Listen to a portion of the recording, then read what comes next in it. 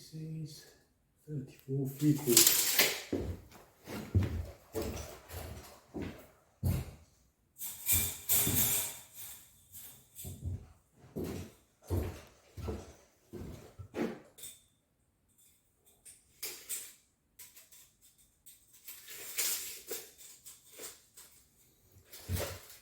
$34 3/4. Let's see.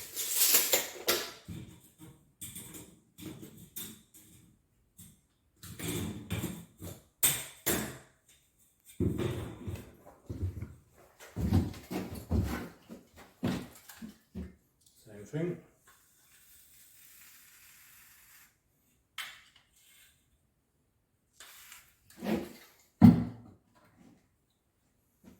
There are many different ways of fixing these angle blades. A friend of mine using a stapler, he just literally just staples them to plasterboard when it's plasterboard wall, because they're just there to stay there until plaster grips them better. That's it, 2 of them will do.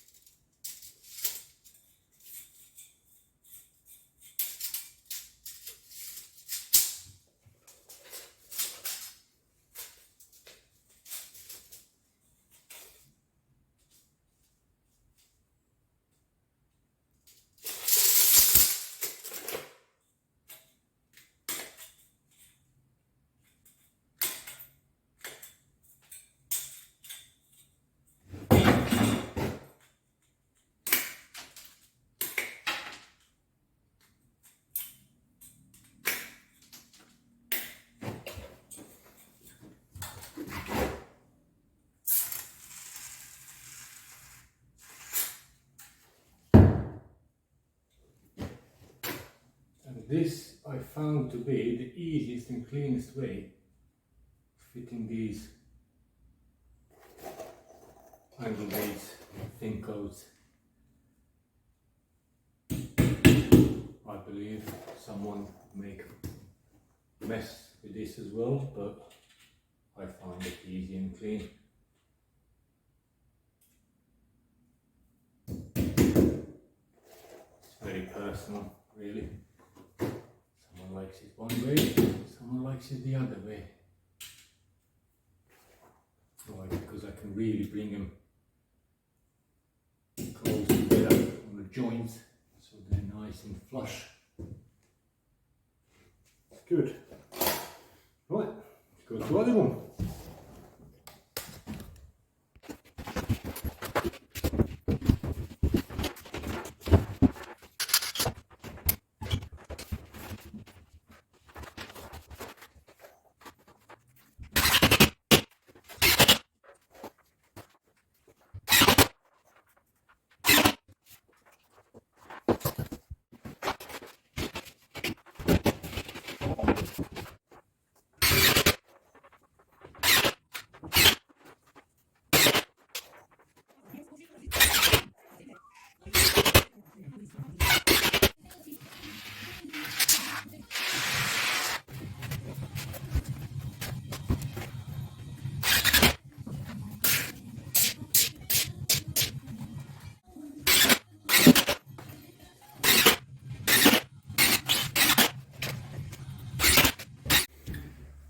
And plaster folding going on.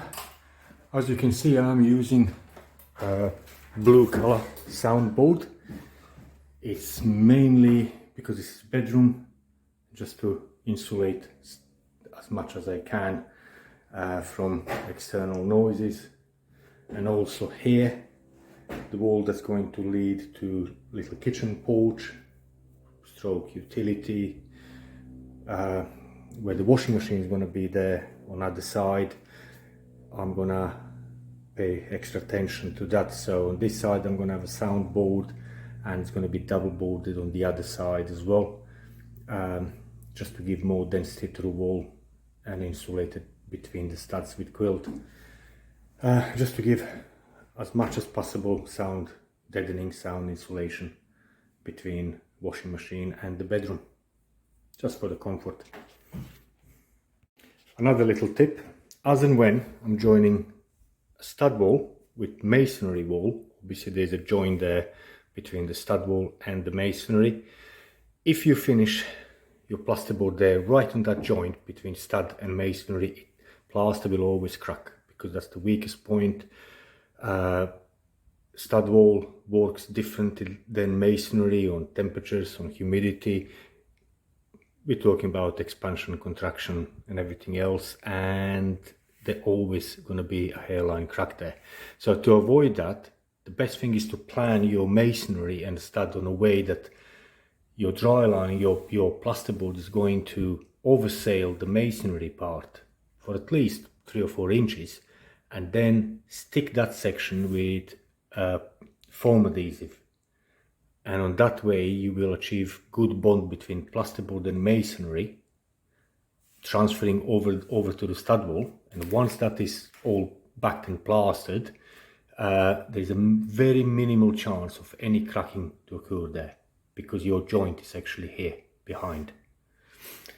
So that's another little tip, just in case if someone didn't know that, and it's very, very helpful. So wherever you got that sort of scenario, stud wall masonry, oversail your board and stick it to the masonry as well.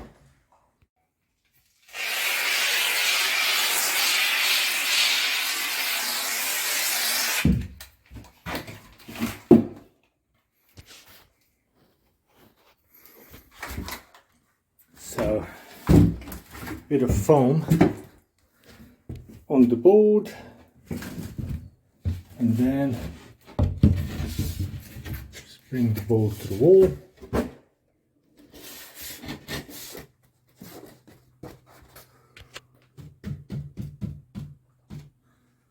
Make it nice and flush.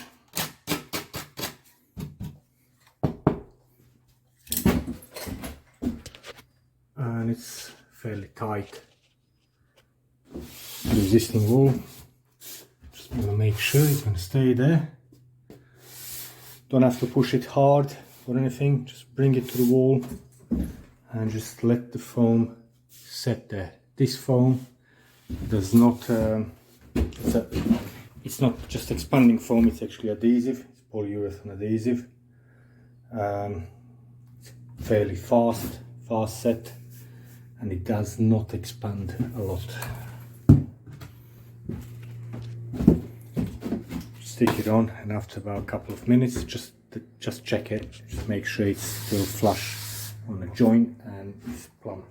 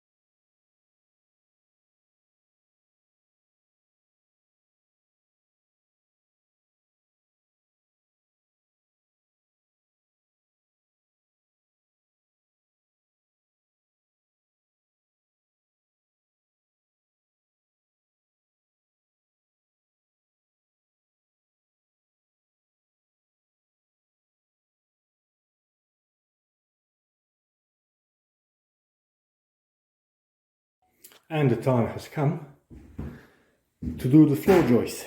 So I pre-cut all the timbers. It's my little joist plate.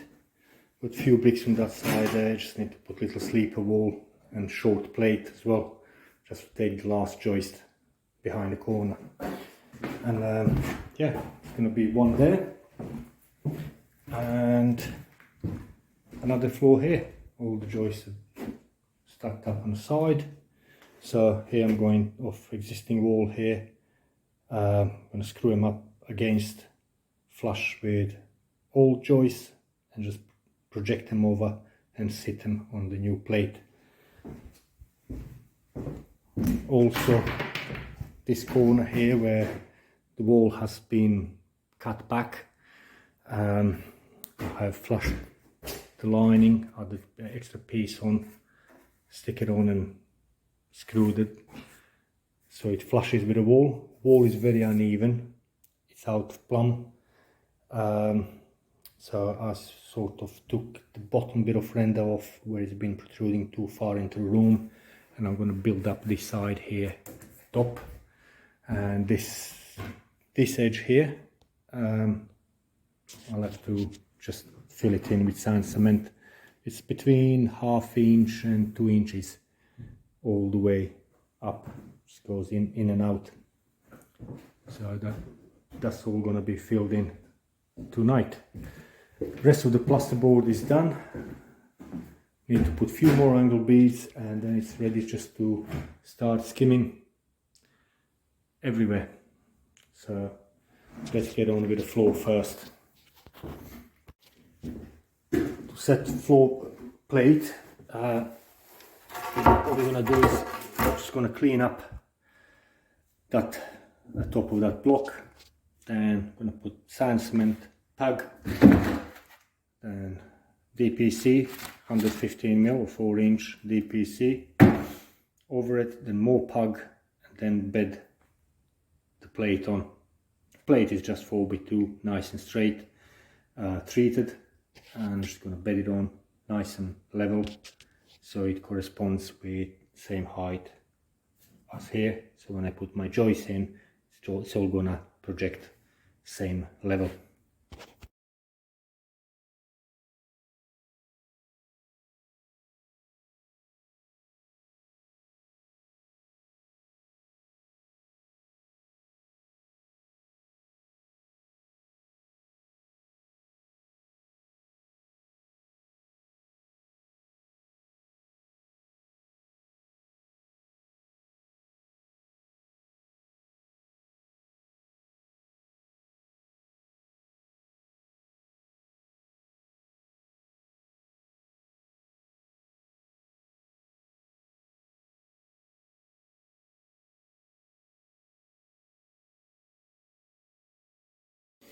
And here it is.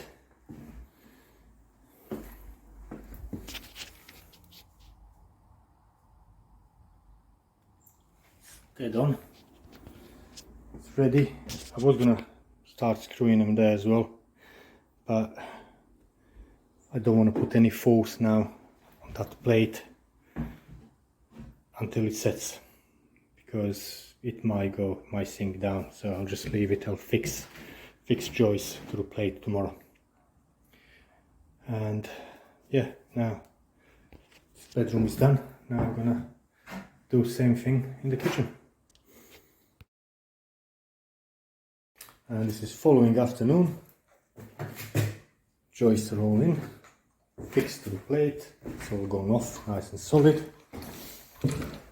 This wall and ceiling in the back bedroom are plastered.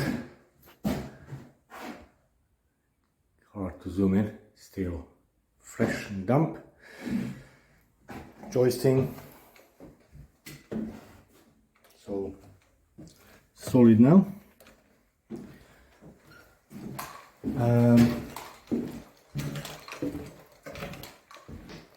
That's gone off as well, that corner, and I bonded up and put mesh over that area there because I had a crack there, and across here to bond all this out. Where the wall was unevenly plastered, I added more material here to just build it out a little bit so it gets flush with a door frame. That there had a thin coat of bonding with the mesh over the joint between plasterboard and masonry. Also thin coat on this blockwork that was flush with a render with plaster. That's where, if you guys remember on one of the early videos, that original wall is built with 3-inch blockwork, and I use 4-inch blocks to block it up because I use 4-inch blocks elsewhere as well, and I didn't want to keep buying different materials, so I just done everything with 4-inch. This being kitchen, it doesn't matter much, because once it's all plastered, it's going to have a cabinets on the bottom with a wall top, cabinets on the top, and a bit of tiling in between. So really none of that is going to be on the show as bare plaster. So also here had some cracks up high on the ceiling, so that got mesh. It's hard to zoom in on these colors. So that's got mesh with the bonding, and same as the other areas, that was a bit low here. This area had a dip in the plaster, so I brought that back flush with a door frame, the door lining. Now I'm doing angle beads, so just cutting them on a length and sticking them with sticky foam. Already done one here, one there. Just tucked a couple screws into the face of the plaster just to hold it there nice and flat until adhesive goes off. And that in theory is about 20 minutes. So I'm just gonna do one there, do both heads, and then carry on around this room, around the window. Need to do this corner, need to do that corner, around that opening, and so on.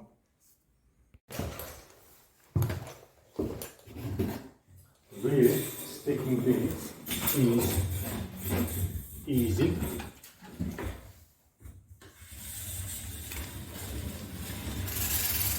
Small bead of foam into the inside angle.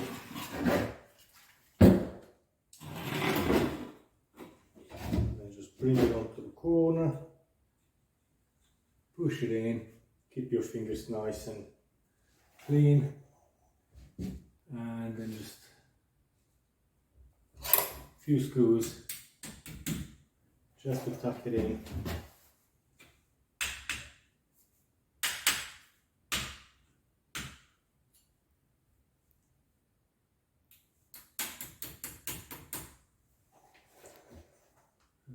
One in the middle. Some places you need more screws, some places you need less. Depends what the corner is like.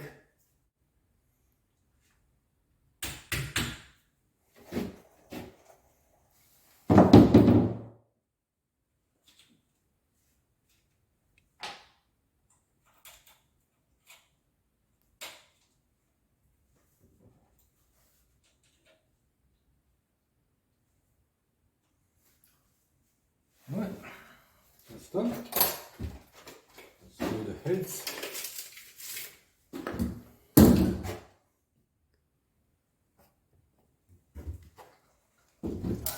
It's gonna stay okay like that. So this is 34 3/4.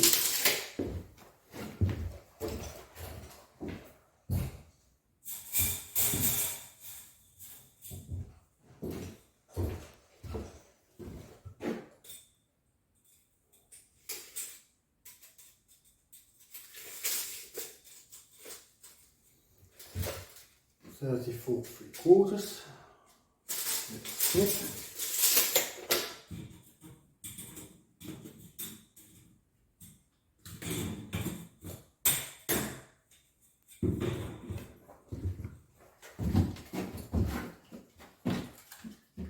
Same thing.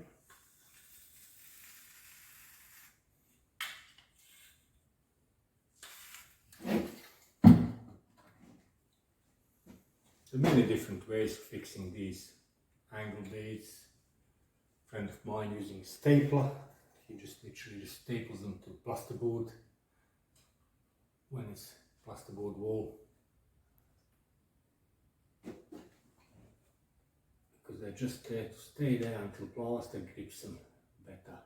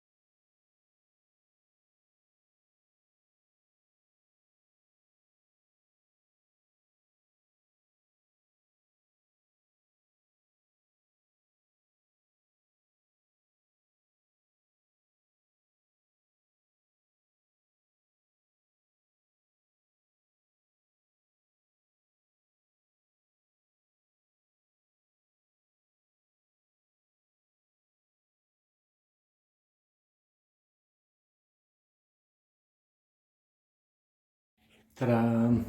This is the last corner I put on. So I'm just going to leave it to cure, and then I'm just going to cut it off, flush all that foam like I did on these others. So this room, it's all ready, with all the corners edged with a thin coat bead. This one we just did. Same as this one. Them to the beam around the window. Always try, if you can, keep the beads full length. Don't try to join multiple offcuts. It's possible, but seriously it's not worth doing that. These beads, depends where you buy them. They're between £1 and £2 each, I would say. I buy them in a box of 50 from plastering supplies, and that is box of 50, it's about 50 quid, so £1 each. There you go, all corners edged. That one. These here. All done. Right, now, next step, what I'm going to get myself onto will be connecting the radiator pipes that are just leading under the floor to our main run of our circuit, heating circuit. So I'll just extend them and run them, just cross them over. I'm not going to connect them yet. I'm just going to run them into handy location, same like them two. I'm just going to run them into here because our heating circuit goes underneath. Just extend them so I can probably tomorrow after work I'll come and I'll do the floors in this room, another room, and on the front porch. So got another 2 heating pipes here, 2 radiator pipes. I'm just going to connect them, get them over into this bay here. I've got this hatch, you can see outline. That's where I was opening up when I was running the pipes and the cabling around, so that's going to be handy position to get new pipes from there up to that heating circuit. I'm going to run the pipes, lug them, and then tomorrow I can do these floors. Once the floors are done, then we'll be clean up everything, all this mess what I got around here, pipes and bits of wood and angle beads and bonding and whatever else. I'll just clear it all out, PVA the walls, seal them up, ready for plastering, and then I can get on with plastering as well. So far I had a friend of mine for a couple of days, and he managed to do this room complete. He done in one day them walls and ceiling, and then he came one afternoon, done that beam, that side and underneath the window. So this room is now fully plastered, and today he managed to come as well in the morning and done one set, done this wall here on the side and the ceiling.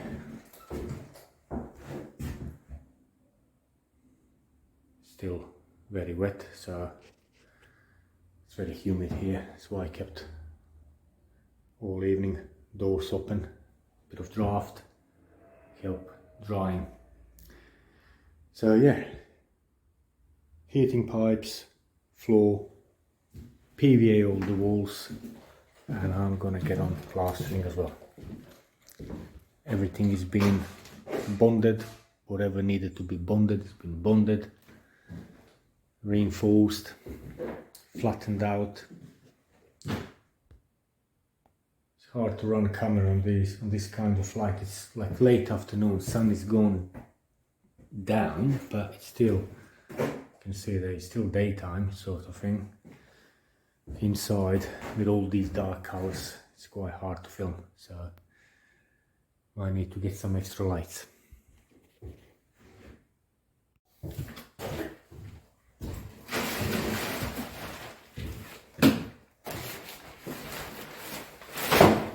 And now next day, I'm going to extend these tails, radiator tails, into the floor here, where we have our main heating run. If you remember one of the previous video clips.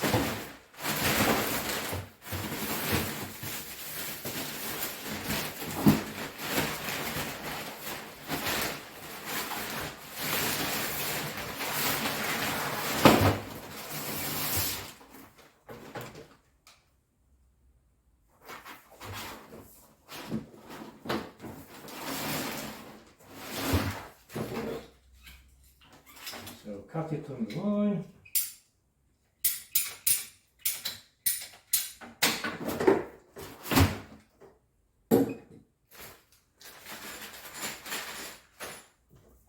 Pipe insert.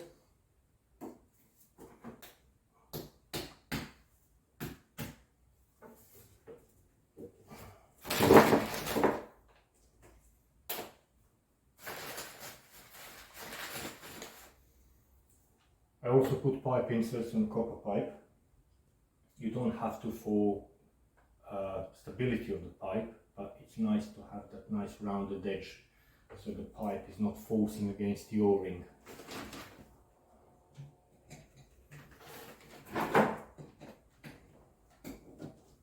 Like this. Right.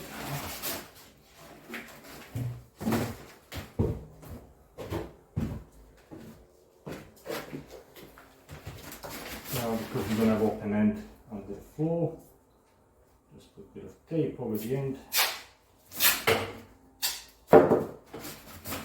It's another hot day today, it's about 30 degrees. Nice.